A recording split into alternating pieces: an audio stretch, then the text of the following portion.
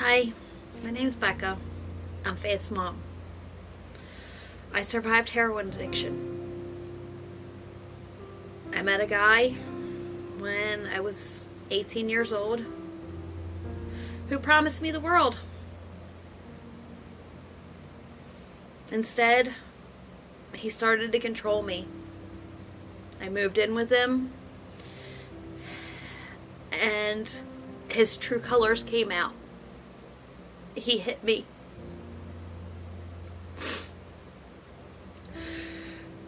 The first drug he introduced me to was cocaine.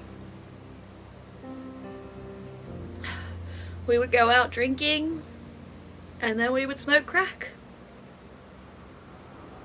And then we would smoke pot as we came down off of it. Then, as the abuse got worse, I found out that he was addicted to heroin, and he introduced me to it.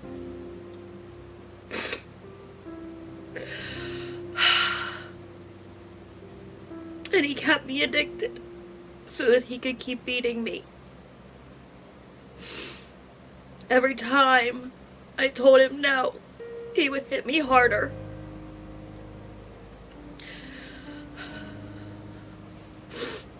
I became a heroin addict at 19 years old. And I found myself again at almost 26. I was 25 years old and I went to jail because of him. I'm sorry. It's hard to talk about all these details because Faith almost lost me.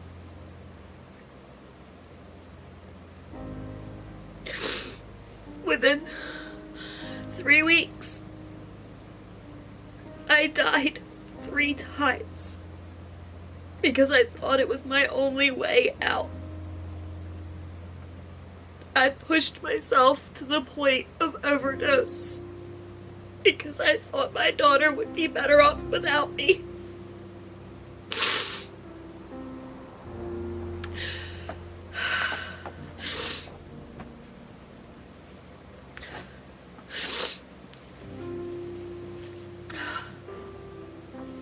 I overdosed.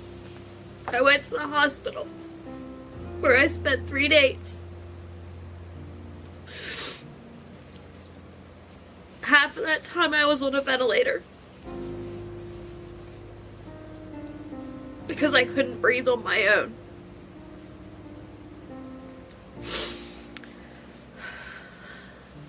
Three weeks later, I did it again because I felt like I was a burden to my family. I felt like I wasn't good enough. But I was proven wrong. My father enlisted the help of his friends to make phone calls to support him as he did everything he could to save me. And saving me meant that I ended up in handcuffs. I faced 45 years on felony charges for what was happening because of my ex, for what I wanted out of and I wanted nothing to do with. Because if I told him no, he hit me. He broke my ribs, he broke my eye sockets, he fractured my nose, all because he wanted to control me. But I went to jail because of my father, and I will forever be grateful of him for doing that. I told him that night. I looked my father in the face and I said, I love you. Thank you for saving me. So I spent almost 7 full days in the dead heat of summer, over 100 degrees, and 100% humidity with no air conditioning. Detoxing. Getting myself back. Sweating so much that I showered 3 times a day.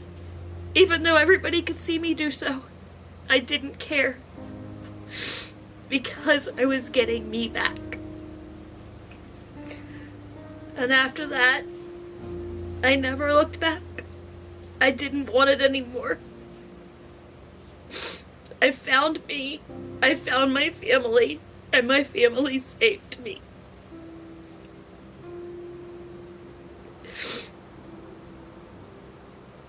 Heroin is the devil, and it will forever haunt me. But I am stronger than that addiction now, because I know what it takes to beat it, and who it takes to beat it, and how to beat it. And I will fight the fight. I will continue to tell my story. Because if I save one person, that's one person that doesn't have to go through the pain I went through.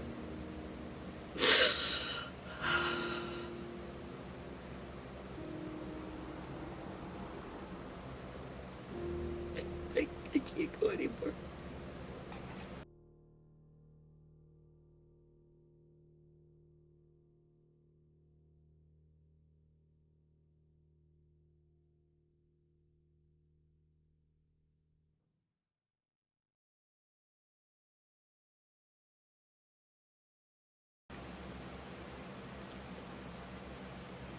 As a young kid watching my mom go through all that stuff, not quite knowing what exactly was happening, not understanding what was going on, but almost losing my mom twice within 3 weeks at the age of 7 was the most traumatizing event of the whole thing.